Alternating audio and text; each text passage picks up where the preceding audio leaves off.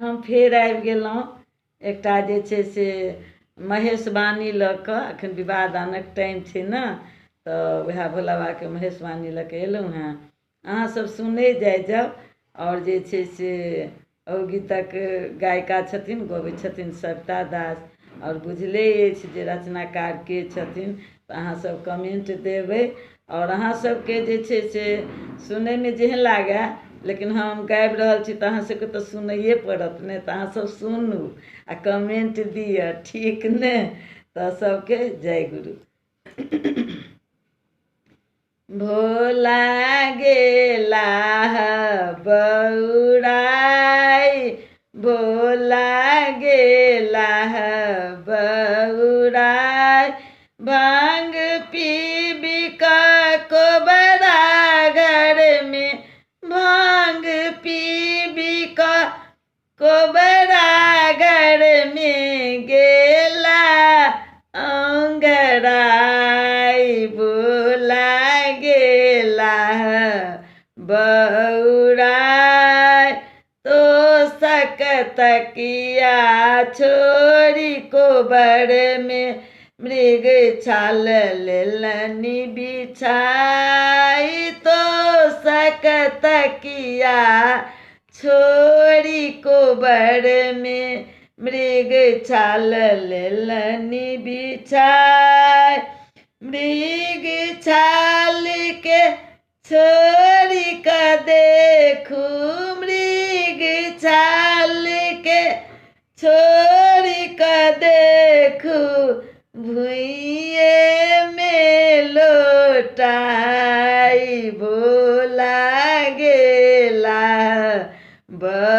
बौराई, भांग PB cobra घर में गेला अंगुराई। भोला गेला बौराई, देख गेलखिन माय मनाइनी, खसली जमाई।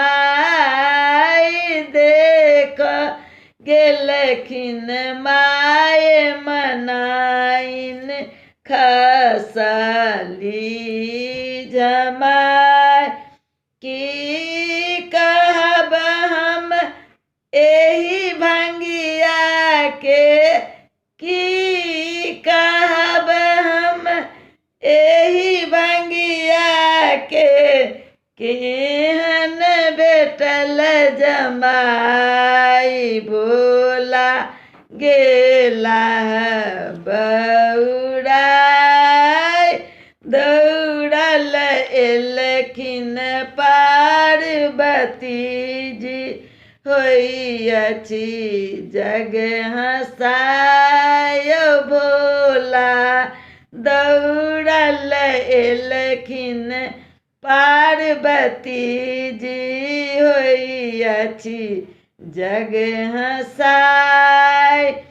उठू बम बम भोले दानी, उठू बम बम भोले दानी, किया गेलहुँ अंगुराई। भोला गेला बौराई, भांग पीबी कोबर घर में गेला अंगराई। भोला गेला बौराई, भनहि सविता दास, सुनू सब आई। भनहि सविता दास, भोला लीला रचाई।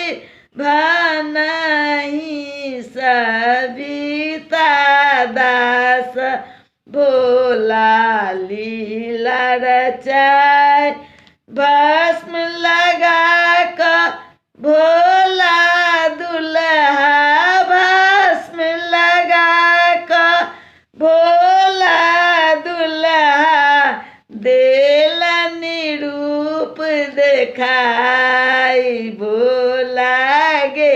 गेला बौराय भांग पीबी को बड़ा घर में गेला अंगराई